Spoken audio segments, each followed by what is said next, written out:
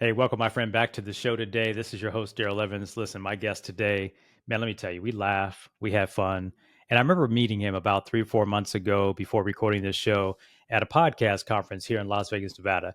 And we were in a group, we were talking, hanging out, and I just listened to his energy and his vibe and his enthusiasm. And it just, I was like, I've got to talk to this guy and get him on my podcast. We exchanged numbers, we exchanged emails. And today I'm happy to sit down and share with you the backstory of Santi Maxwell. He's an entrepreneur and podcast host out of the Washington, D.C. metro area. If you're from the area, he calls it the DMV. You'll know all about it. And he is the co-founder of All Gas, No Brakes podcast.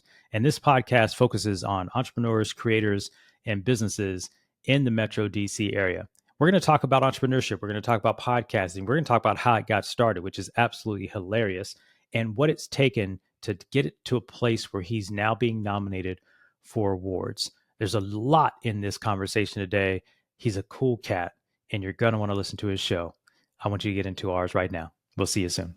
Santiago, my man, what's good? What's good? It's been a few months. Welcome to the show.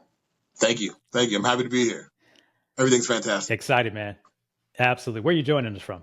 Washington, D.C. metro area. I myself live in Maryland, but I say D.C. because it's easier to just tell you D.C. Because I'm like, I can run to D.C. in like 11 minutes from my house.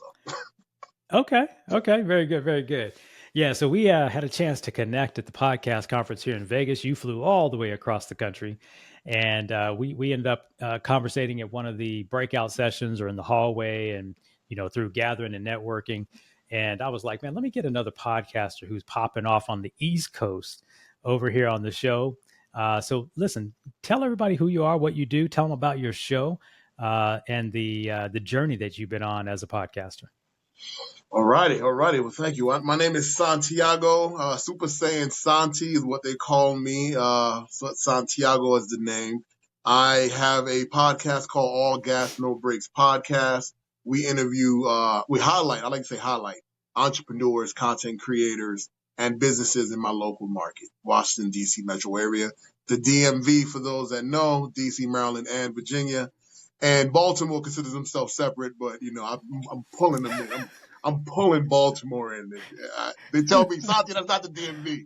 But I love Baltimore, too, and it's in Maryland, so I'm stretching my arm out. And the journey, man, you asked a great question earlier when we were just talking a moment ago.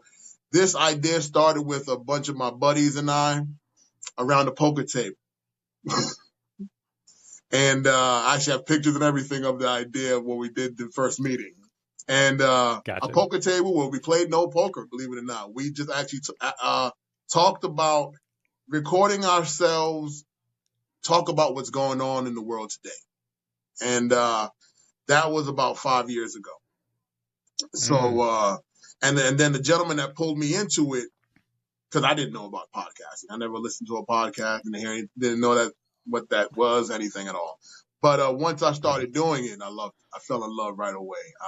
I was able to use my education as well. I have an education from Full Sail University in audio engineering / show production.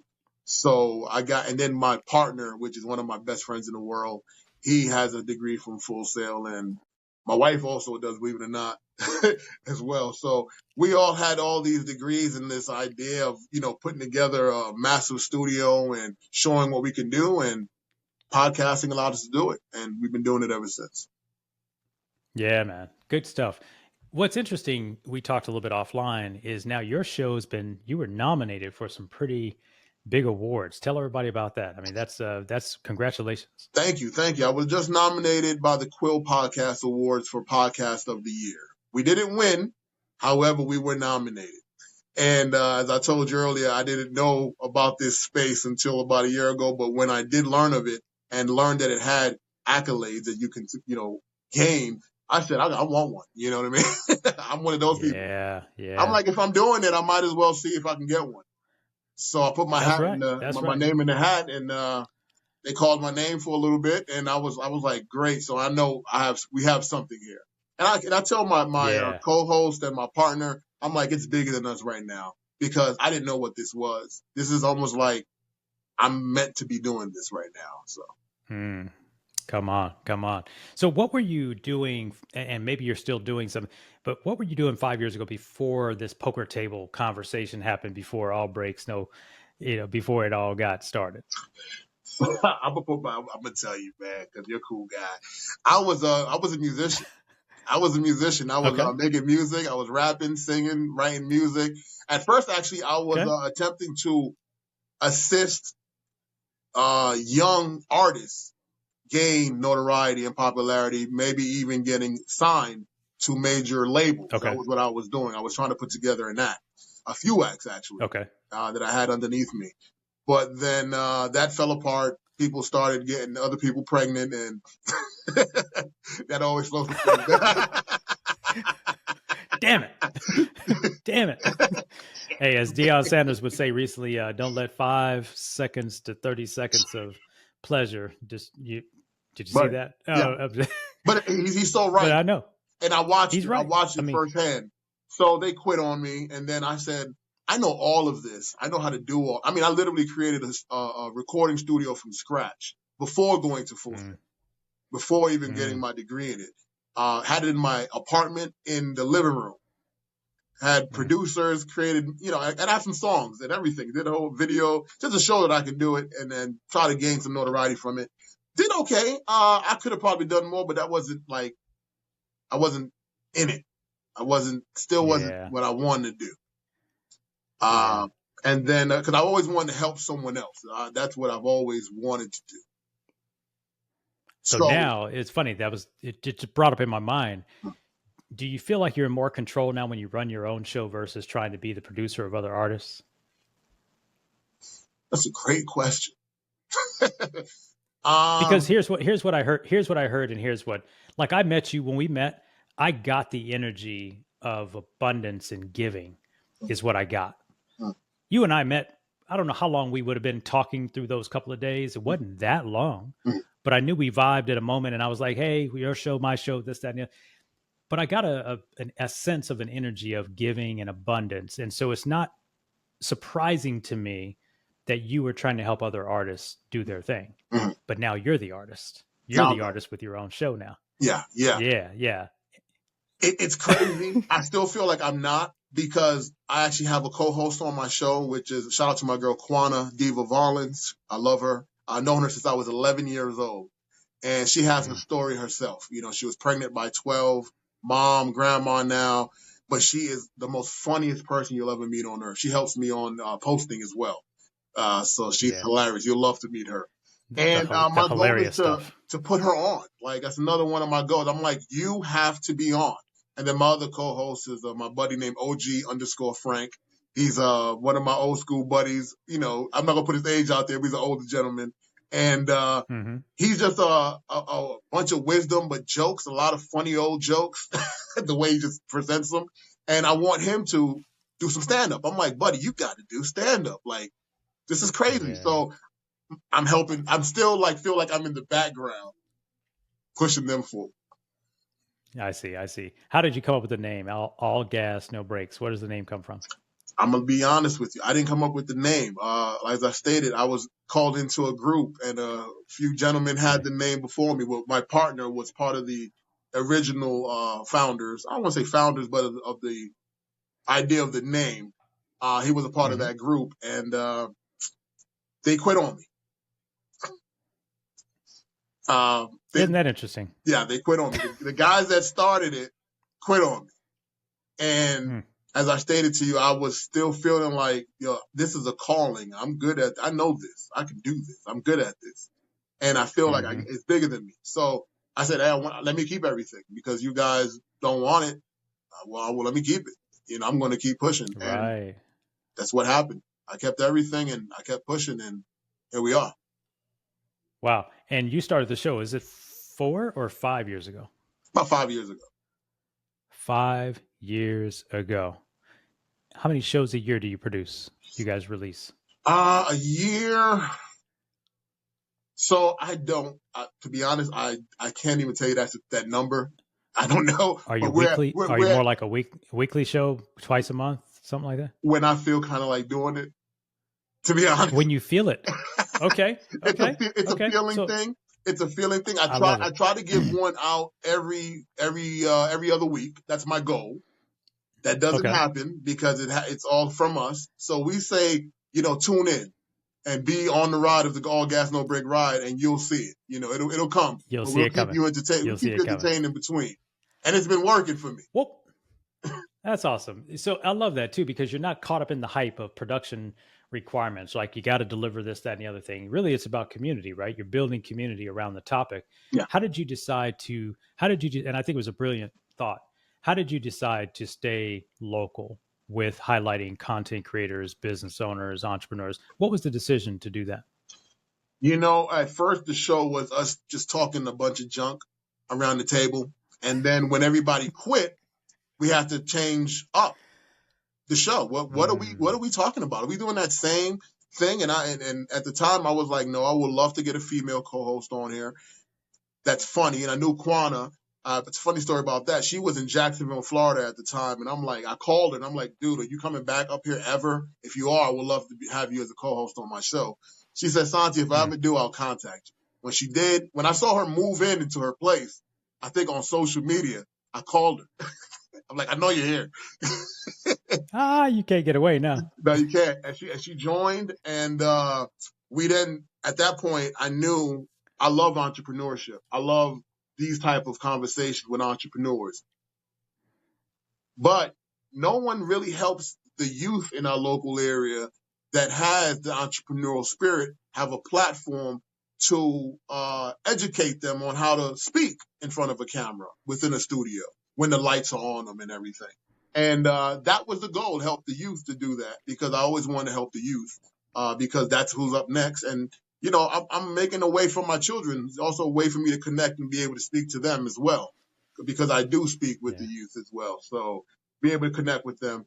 And that's how that happened, and really focusing on my area because I love the DMV. I mean, I'm from New York, Brooklyn. That was where I was raised. I am Panamanian, but I was raised in Brooklyn, New York. And when I moved here, I tell everyone it did save my life. Like, it was a saving life move because I was in Brooklyn. You was in the heart of Brooklyn. I wasn't a bad kid, but I can see where it could easily deviate. And my mother saw that as well. And when she brought me here, I tell people all the time, I'm like, I just geeked out. I said, okay, this is what you want me to do. I'm going to geek out. I'm going to try new things, and I'm going to do what you did for us. And I love that that I did that. I've been enjoying myself ever since. Wow.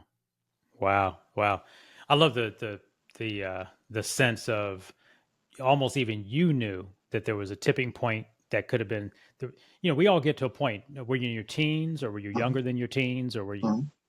Me, I was early teens. I was like 10, 11. And I tell people when I have teenage kids or younger kids, I'm like, dude, they know. I knew that I'm a movie buff guy, but if you've seen a movie called City of Gods. Okay. You ever seen that movie, City of Gods? No, I haven't seen it. Check it out. It's a movie about Brazil favelas and the youth coming out of there, the ghettos, and how they're like grown men, but they're like 6, 7 years old. And I felt like that. I was like, dude, it saved me. And when I got to be a kid, it was dope. That's good. That's a very interesting perspective because, that wasn't exactly my situation, but I grew up in a culture that was, I call it the triad when I look back. There were 3 different gangs, one to the north, one to the south, one to the west. And I had friends in all areas. And I don't think my fear of my dad kept me from going that way, because I think he'd have killed me before any one of them got me. So let's be. I had a mother like that. That. So I know. Yeah.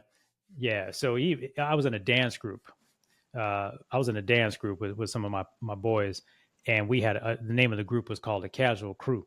But we wore these coasters, which is what one of them wore. So his assimilation was we must be a gang. We not just we're masking as a dance group, but I'm like, we're a dance group. He couldn't get it. He couldn't get by, but he was so, you better not. I'm gonna get you.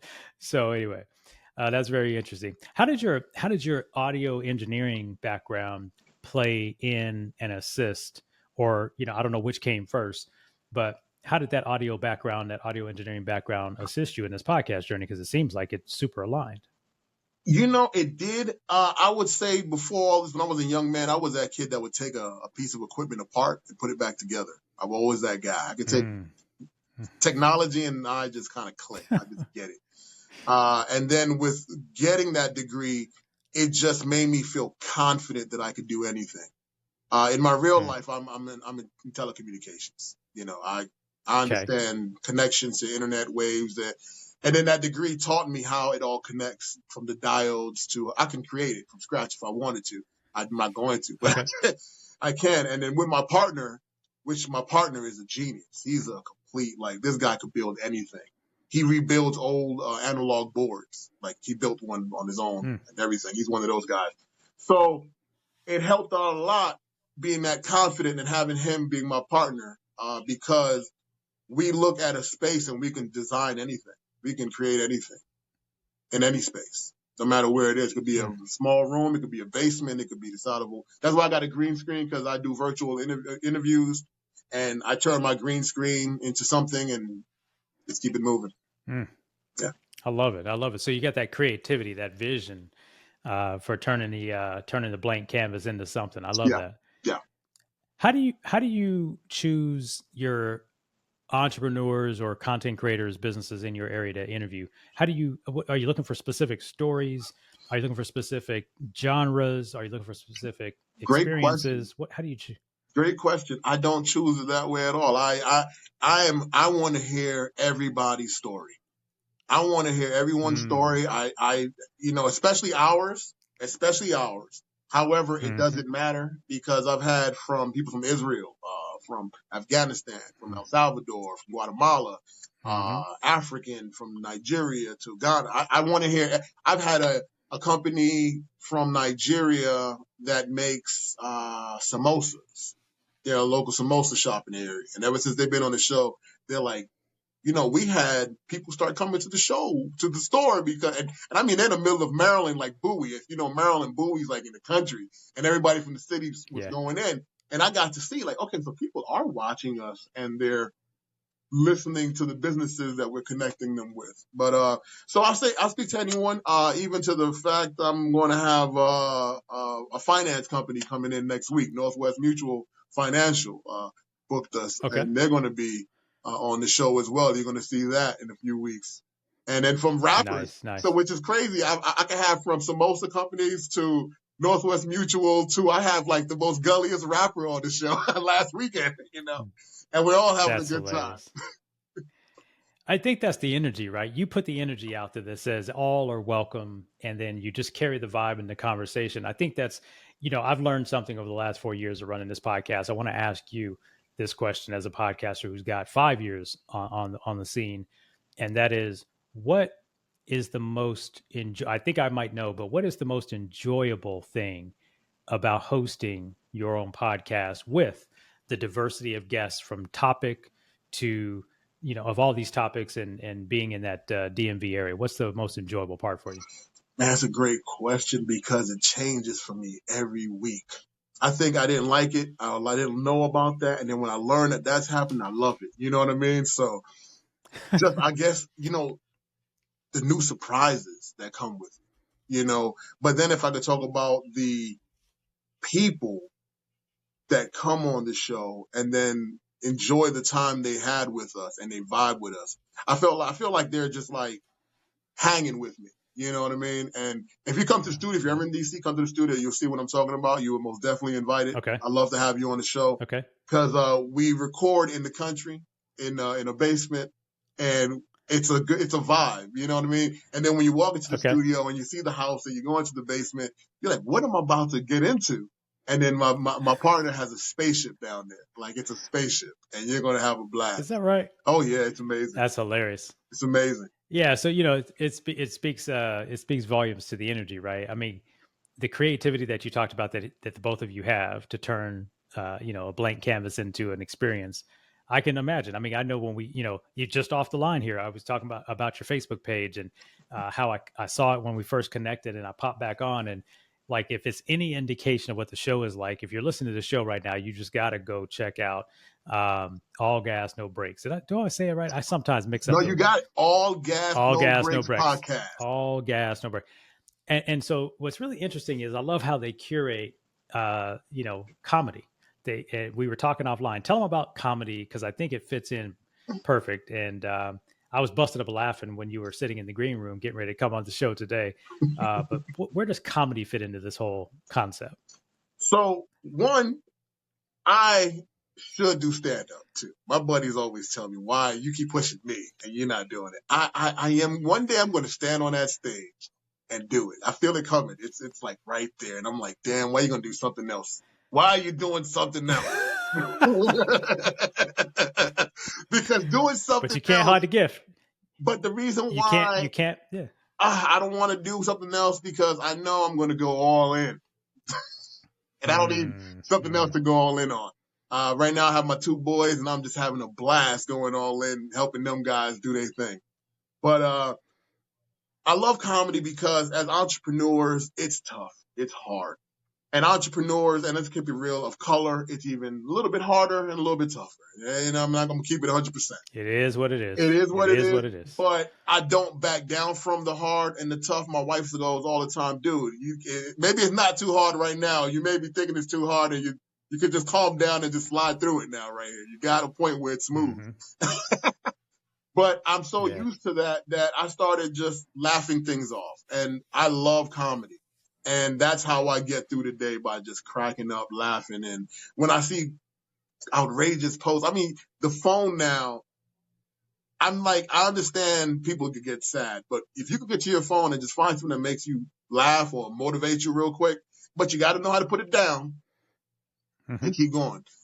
And I've learned to put it down. I've learned to look at it. I feel like I'm just tapped into the energy of what's going on comically. I feel it. So I put out what makes me laugh. And then I have my guys and my gal put their stuff out. It makes them laugh. And it makes other people laugh. And another thing, it was a way to keep you involved with us during the lapses. Yes. You know what I mean? How do you keep involved with us? You're checking out the page. And no one can be offended when there's comedy showing up in their news feed, right? That's the one thing that struck me. That's the one thing I was like, I thought it was interesting. And I was like, interesting that he runs a business show in the DC metro area. And in between show drops, it's all, not all comedy, but a good dose of comedy. Yeah. And then I just tapped back in before we got connected today for this show. And I was 3 posts down. I had to cut it out because I was rolling. I was just rolling, right? I told you as soon as we connected. What? That's planned. Like, I planned that. I've gotten to the point where I can make that happen. And then you'll see some of our stuff. And then you're like, okay, I'm going to watch this guy's show. That's right. Because where does it come from? Like the same group that's pushing this Cole podcast has been nominated for, Podcast of the Year at the Quill Awards. And I think it's you're comfortable with all aspects of the human experience, right? The business show is the business show. It is the business show. But I'm a human and I love this thing called comedy. And it's actually one of those things that you and I were chit-chatting about, and I've believed in this for a long time, is comedy is almost like food, right? Like, I don't care where you come from. I don't care what you look like, what your economics, all of it seems to not matter when we're sharing a good meal. And if we're laughing. It just seems like none of it matters. You just said all my favorite things. Nonsense. Man. You said all my favorite things. I'm going to eat as soon as we get off the show. Love to cook, love to laugh. That's right. So anyway, I want to ask you about your vision for where you're heading. And again, vision is, I know podcasting, the industry's taking a turn, the industry's changing. We met at one of the podcast movement conferences. There's another one coming up in August. I won't be at the one in August, but the space is changing. I think the last time I looked at the numbers, there'd been a drop off in the number of new shows that have been coming out. But what is your future? What do you see for this project? And if it all played out as you see it today? Well, number one, God is good. I believe in a higher power, spiritual being, something, positive energy, whatever you want to believe in. there's something there that's tapped into me and tapped into us. I'm not seeing those issues. I'm actually increasing my viewership, my listenership. Money is now coming in slowly but surely. I knew it was. I knew it was because I'm an entrepreneur at heart. I love business and I love sales. So I gauge it not because I'm money focused, but I gauge the success on, are people going to pay for it? I got kids to feed. I have children to feed. And the fact 100%. that that's happening and we're actually looking into studio space. So I try not to watch those numbers that they're going through because I feel like that's what they're going through. I'm not going through that. Yeah. I feel like if someone is willing to take a chance and hire a brother and make him a C member or V member of one of their podcasting organizations or shows or channels, I can help it out. I feel like I think I have a good pulse on it, or I can at least move the needle in a different direction to make you see something else. But for me, I'm okay. I love what I'm doing, and I feel like the future looks real bright. That'll work. I love what you said about not paying attention to those other numbers. I really, because I think all of us, we are running our own race. I started this show as a hobby project, never had monetization in my mind, not at all. And finally I realized that, and it was just one of those perspectives that at some point you're like, hey, you are putting time into this, and time is valuable. Right. And at some point, someone asked me, what do you want to do? Because you realize you have a media property. What are you going to do with it? How are you going to monetize it? And I pushed that conversation off for a while because I have revenue streams other places, different things. So it wasn't a priority. But to the point of it, the process of looking at the show growing and how it's going to grow and all the peaks and valleys. But to your point, it is our own race. Every show is its own race. Every show has its own identity and attracts its own audience. So, and that's the beauty of this space, right? Because we just jump back a decade, 2 decades ago. You got to go get a permission to do this somehow, some way, because the technology's not there. The access isn't there. The distribution isn't there. It was so expensive. It was expensive as all got out. I mean, just think about a video podcast. I mean, if I go back to 2007, when I first started, we were downloading video on a FireWire. For crying out loud. And for those that don't know what a FireWire is, just imagine what appears perhaps to look like an Ethernet cable that today is an Ethernet cable, but it was basically how the video got taken from a camcorder, y'all, camcorder, to get it to your PC. And it was slow as all get out. Forever. Took 6-8 hours.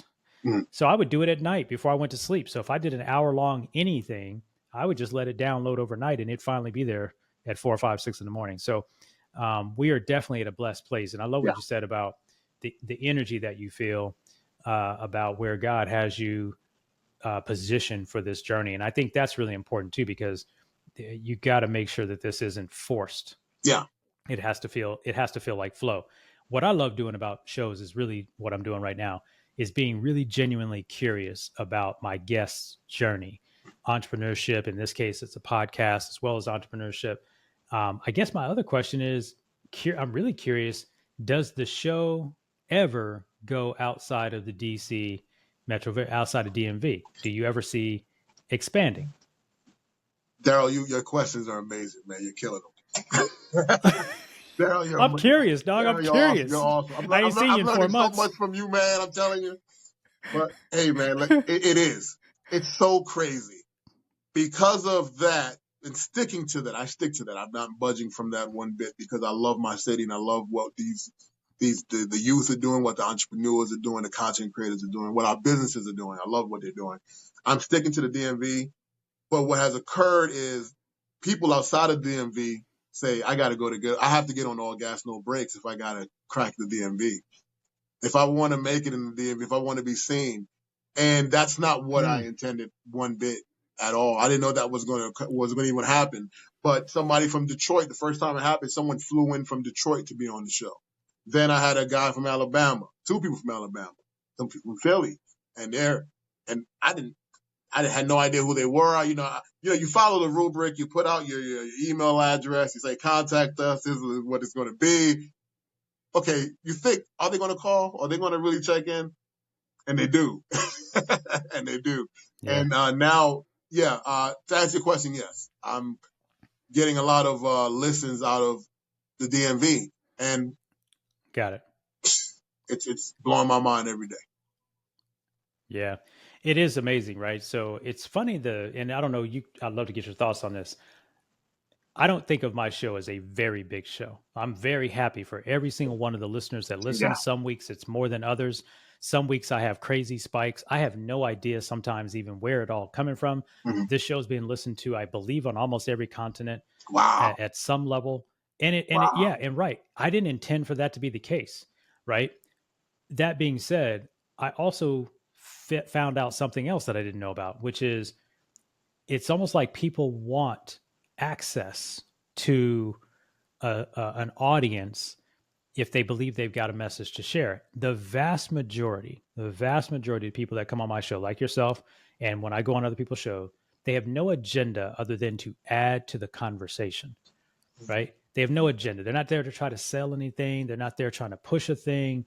They're genuinely saying, I love what you're doing. I hear the conversation. I hear the tone.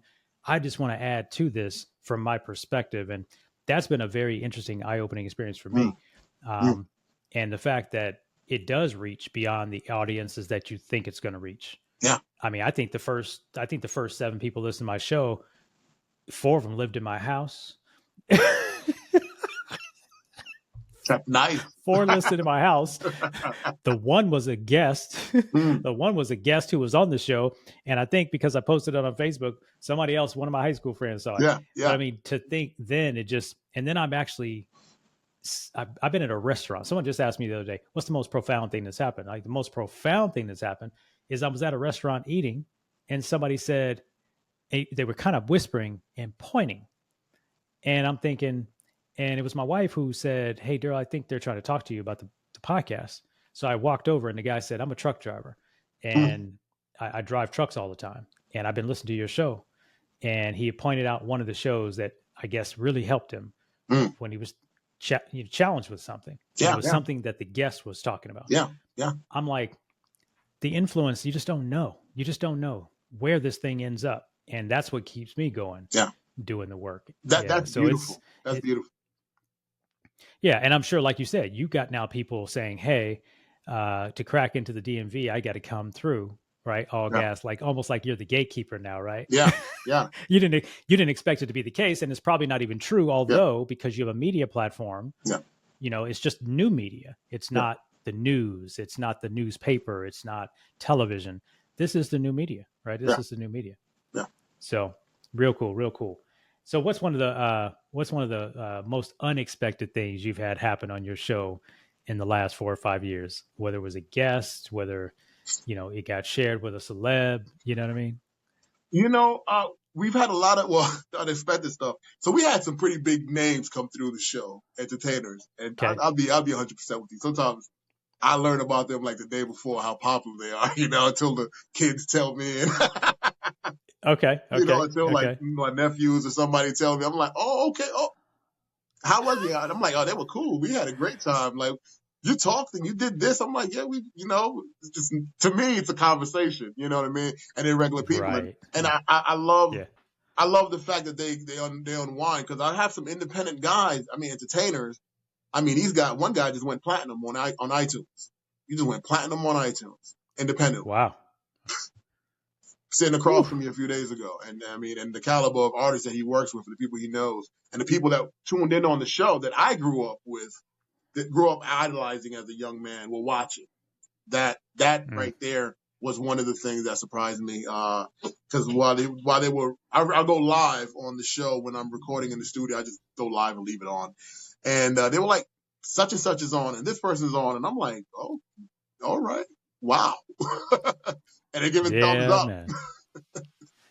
I love it. So you just made a couple things that I heard.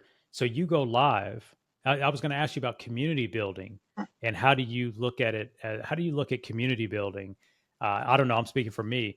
Podcasting for me has been one of the most, like I feel disconnected in many ways from the listening audience. Mm. It's difficult to get communication through the podcast platforms. Of course, we got to get them to jump out, go to IG, Facebook, wherever, YouTube.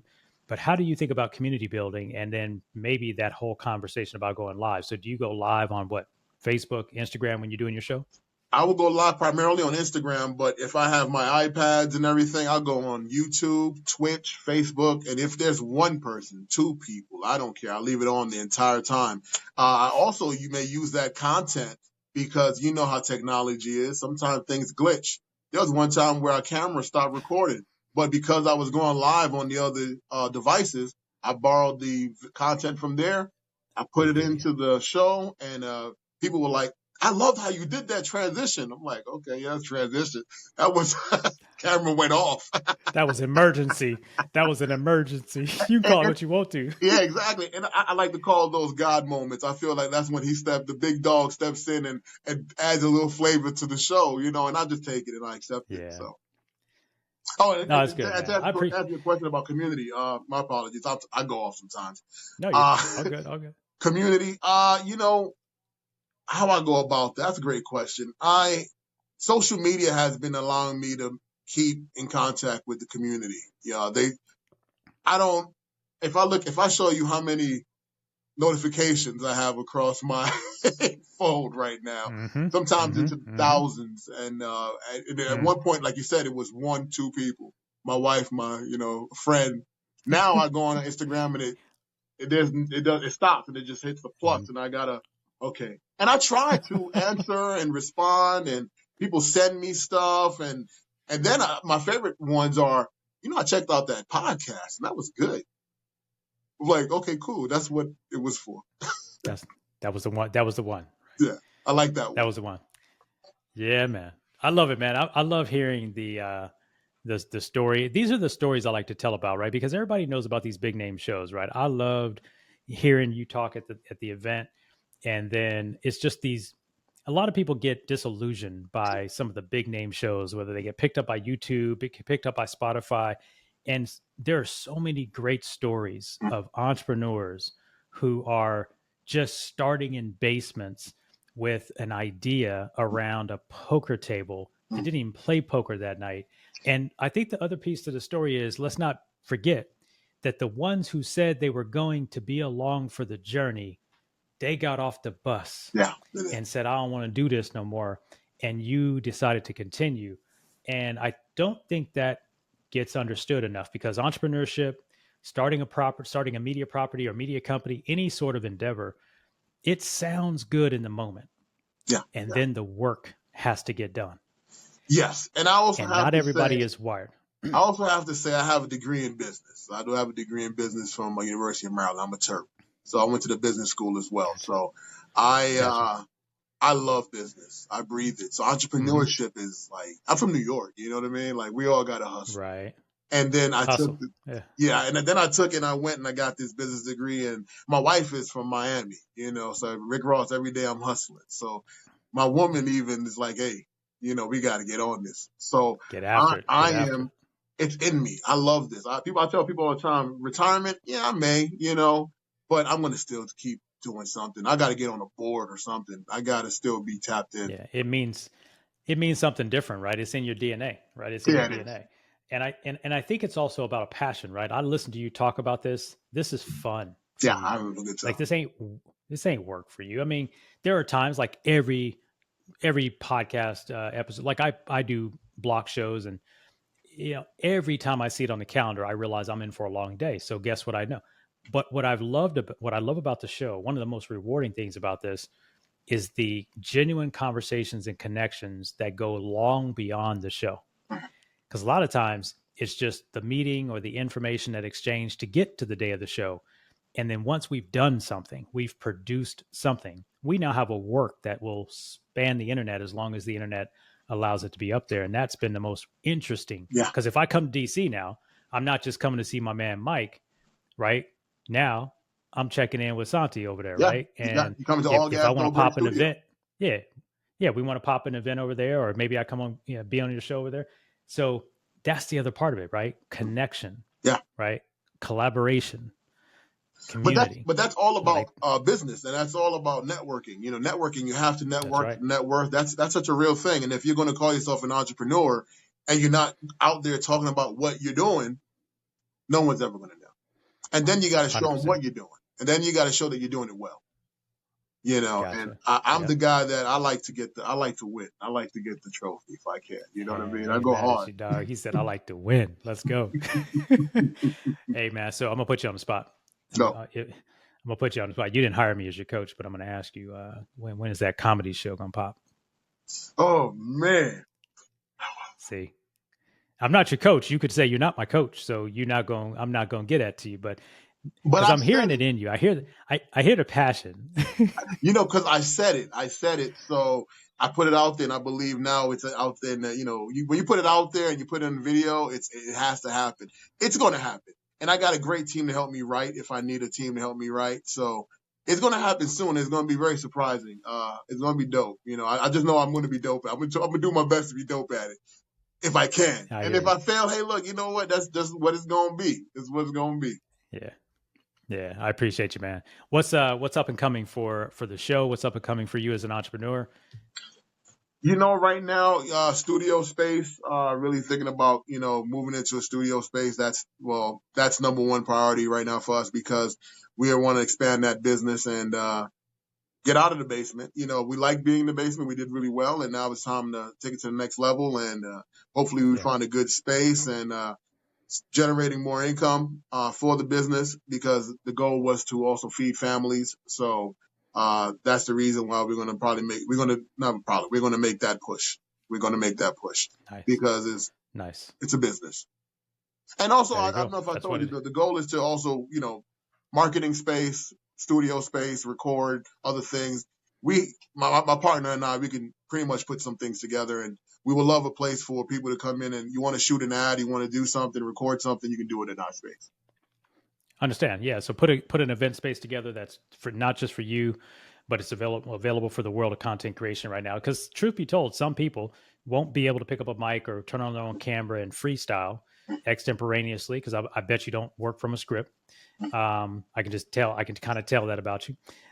In fact, if you probably had a script, you probably feel like you're in a box. But there are some people who could use the help of a producer or someone there guiding them. So I think that's fantastic. So listen, where's the best place for people to find the show and connect with you? Check us out at AGNB Podcast, PODCAST, at AGNB Podcast on Instagram, All Gas No Break Podcast on Apple, iTunes. We could be streamed anywhere. If you look for us on YouTube, you and I, we kind of got a little beef going on, but at AGNB Podcast, you put at symbol AGNB Podcast on YouTube, you'll find us. But you're not going to find too much stuff because all my stuff is on iTunes, on Pandora, on Spotify. You can see audio and video versions of what we do there.